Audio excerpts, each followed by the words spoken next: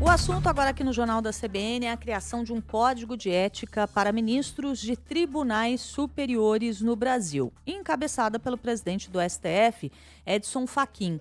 E a respeito desse assunto, eu converso agora ao vivo com a Gabriela Lota, que é professora de Administração Pública e Governo da Fundação Getúlio Vargas e integrante do Observatório Nacional da Integridade e Transparência do Poder Judiciário do Conselho Nacional de Justiça. Gabriela Lota, bom dia, muito obrigada pela presença.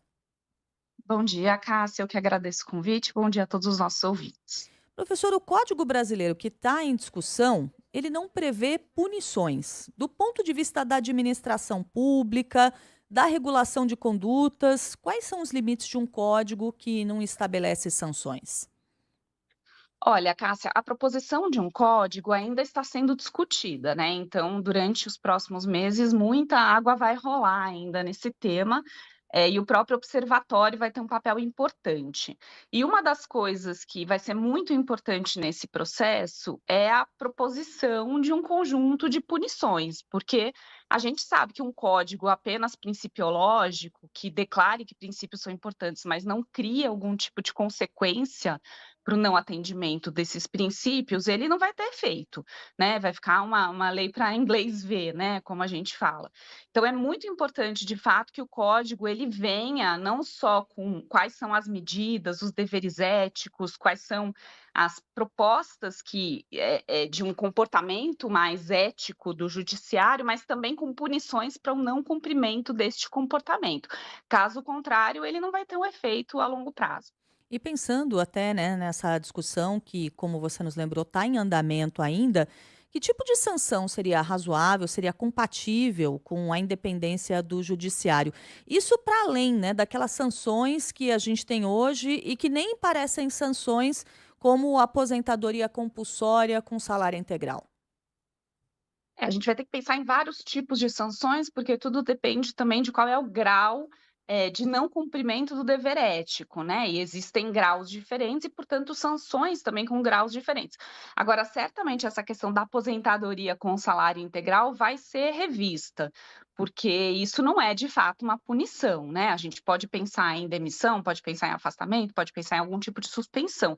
Agora, aposentadoria compulsória com salário integral, de fato, é quase uma premiação para alguém que se comportou, de maneira equivocada, né. Então acho Uhum. que isso vai ser um dos pontos importantes a serem revistos agora no debate sobre o código. E um dos pontos mais sensíveis, né, desse debate, professor, envolve a participação de ministros em eventos pagos, em viagens, em atividades financiadas por empresas interessadas em decisões judiciais.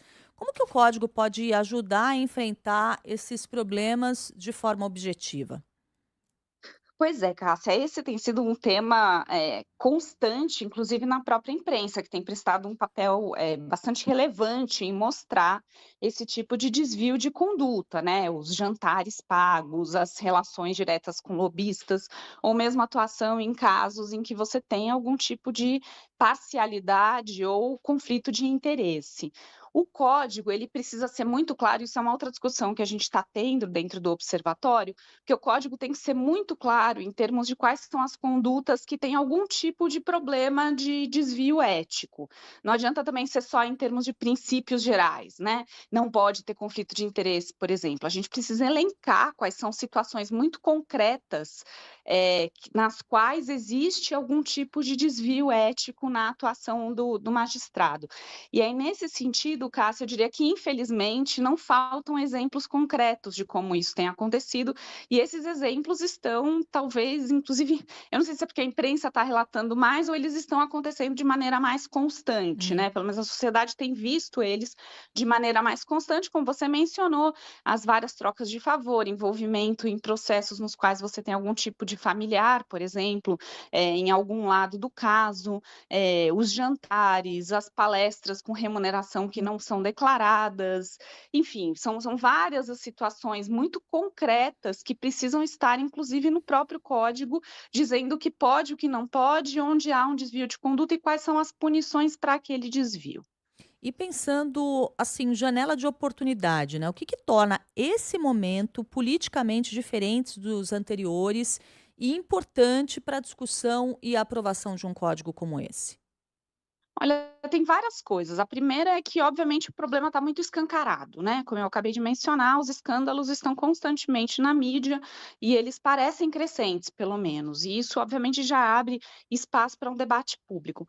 Mas eu diria que a gente tem uma oportunidade única nesse momento que tem a ver com a própria presidência do Fachin agora no STF e no Conselho Nacional de Justiça, em consonância com outros três ministros dos tribunais superiores que também estão bastante abertos para essa discussão.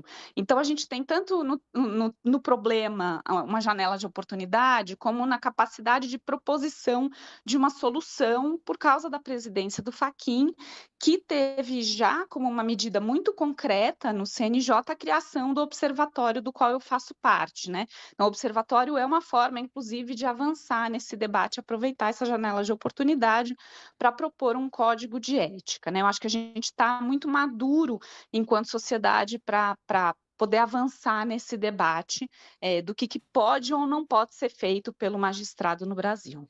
Ora, professora Gabriela Lota, a informação que a gente tem é que o código de ética que está sendo discutido aqui no Brasil, ele é inspirado em alguns pontos de um código que já existe na Alemanha. Pensando nisso, poderia haver também uma inspiração em outros pontos em relação aos tribunais superiores da Alemanha, como o fato de que um desses tribunais, que seria mais ou menos equivalente ao nosso Supremo, tem paridade de gênero, uma coisa que está muito longe da nossa realidade. No momento, no Supremo, a gente tem apenas uma ministra. Pois é, Cássia, eu diria que esse é um grande problema, no poder brasileiro, não só no judiciário, né, Uhum. mas no legislativo e no poder executivo. Essa é uma grande discussão, a não representatividade de gênero, especialmente nos espaços de poder. Infelizmente, eu não acho enquanto eu acho que outros pontos do código de ética, a gente enquanto sociedade está mais maduro para debater, eu não vejo um espaço e uma janela de oportunidade tão forte para debater a questão de gênero hoje no poder judiciário, infelizmente. Claro que o tema vai estar e é um tema que a gente vai pautar e debater, mas eu não sinto que hoje nem na própria sociedade existe uma declaração tão explícita de que a igualdade de gênero deveria ser prioridade, embora a gente saiba, não só pelas experiências internacionais, mas por várias pesquisas, que a igualdade de gênero melhora profundamente as nossas instituições em termos da sua capacidade de proposição de soluções e também, obviamente, em termos de justiça, né? A gente hoje olha para o judiciário brasileiro, nós mulheres não nos sentimos representadas lá dentro, né? Eh, mas eu acho que esse é um debate que vai tomar muito tempo ainda, infelizmente, para a gente conseguir avançar, mas como você disse, obviamente, tendo um espaço como o próprio observatório e o código de ética para debater, o tema da igualdade de gênero é um tema que vai ser trazido também para essa discussão. E qual que é a sua expectativa em relação a colocar em vigor esse código que está sendo ainda discutido? É algo que a gente pode esperar para esse ano, você acredita? Eu acredito que sim, Cássia, janelas de oportunidade a gente não dura muito tempo, né, a gente sabe disso. É muito importante que a sociedade, e aí especialmente a imprensa, continue pressionando, porque hoje isso é eu diria que é uma pauta muito forte do ministro Fachin, mas precisa virar uma agenda mais consensuada dentro do próprio judiciário, e a gente precisa da pressão da sociedade para que isso seja aprovado. E aí o processo é a gente fechar uma proposta, a gente, vários atores, né, e o Uhum. próprio observatório fecharem uma proposta desse código, e depois isso vai ter que passar por um debate dentro do próprio CNJ e do STF.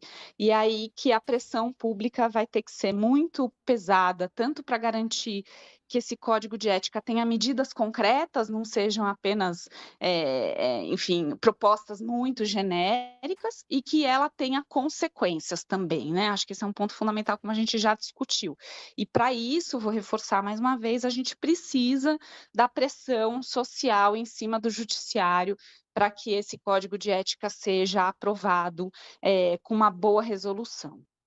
Quero agradecer muito a participação ao vivo conosco hoje aqui no Jornal da CBN, de Gabriela Lota, professora de Administração Pública e Governo da Fundação Getúlio Vargas e integrante do Observatório Nacional de Integridade e Transparência do Poder Judiciário do Conselho Nacional de Justiça. Gabriela Lota, muito obrigada, um feliz 2026 e espero voltar a conversar com você em breve. Muito obrigada, Cássia. Feliz 2026 para todos nós. Agora são 7h47.